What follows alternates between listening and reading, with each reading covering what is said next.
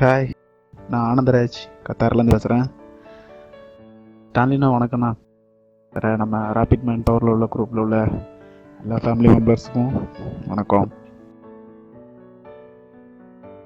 நான் இன்னைக்கு second session எடுத்தேன். சரி, என்னுடைய அனுபவத்தை நான் உங்கள்கிட்ட சொல்கிறேன்.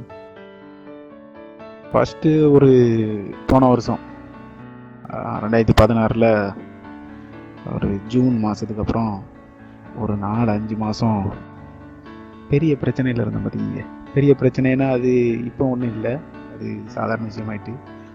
அதாவது என் லைஃப்பில் இதுதான் ஒரு பெரிய பிரச்சனை அப்படிங்கிற கண்டிஷனில் இருந்தேன். அப்போ அந்த சீக்ரெட் மூவி படம் பார்த்தேன். அந்த படம் பார்த்து ஒரு தெளிவு கிடச்சிச்சு. சரி, நம்ம லைஃப்பை நம்ம சேஞ்ச் பண்ணலாம், ஃப்யூச்சரை நம்ம சேஞ்ச் பண்ணலாம் அப்படின்னு ஒரு ஐடியா கிடச்சிச்சு. ஆனால் நான் அப்படி ட்ரை பண்ணி பார்த்தேன், ஆனால் அப்படி எதுவுமே நடக்கலை. காரணம் என்னென்னா, நம்ம ஆள் மனசில் வேறு என்னத்தெல்லாமோ பதிஞ்சு வச்சுருக்கோம்.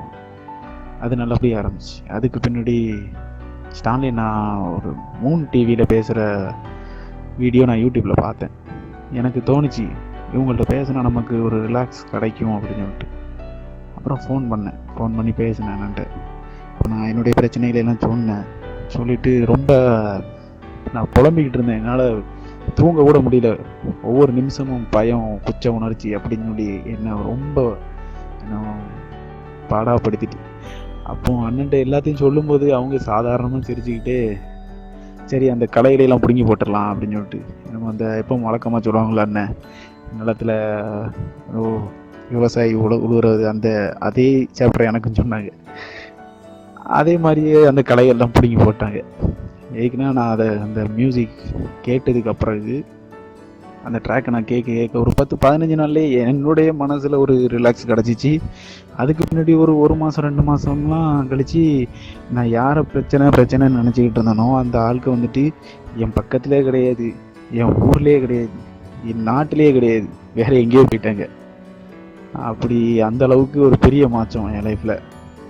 அதுக்கப்புறம் நம்ம குரூப்பில் வந்துட்டு நம்ம ரணீஷ் பிரதரு, அப்புறம் அக்கா லலிதக்கா, இவங்க 2 பேரும் பேசுகிற ஆடியோஸ் நான் அடிக்கடி போட்டு கேட்பேன். ஏன்னா வந்துட்டு அவங்க நிறைய அவ்வளோ அச்சீவ் இவ்வளோ அச்சீவ் பண்ண, தட் மீன்ஸ் மணி. அப்போ ஏன் நம்மளால் முடியல, பணம் சம்பாதிக்க முடியாதா, நம்மளால் எல்லாமே முடியும் அப்படின்னு சொல்லிட்டு அண்ணன்ட்டு நான் கேட்டேன். அதுக்கப்புறம் அண்ணன் சொன்னாங்க, எல்லாம் முடியும் உன்னால் அப்படின்னு சொல்லிட்டு. மே 1 நான் செஷன் எடுக்கிறதுக்கு டேட் சொன்னாங்க. நானும் அதே மாதிரி கரெக்டாக நான் டயத்துக்கு இருந்தேன். ஃபோன் பண்ணி பேசினாங்க. ஒரு 2 மணி நேரம் 2.5 மணி நேரம் என்கிட்ட பேசியிருப்பாங்க. எனக்கு ஒரு தெளிவே இல்லாமல் போயிட்டு. ஏக்குன்னா நான் ஒரு பணம் சம்பாதிக்கணும்னா அந்த அளவுக்கு யோசிக்கணும், நான் அந்த அளவுக்கு யோசிக்கல, நான் அந்த அளவுக்கு இல்லையே. அப்புறம் அண்ணன் வந்துட்டு நிறைய ஐடியாக்கள் கொடுத்தாங்க. அன்றைக்கி செஷன் எடுக்கலை.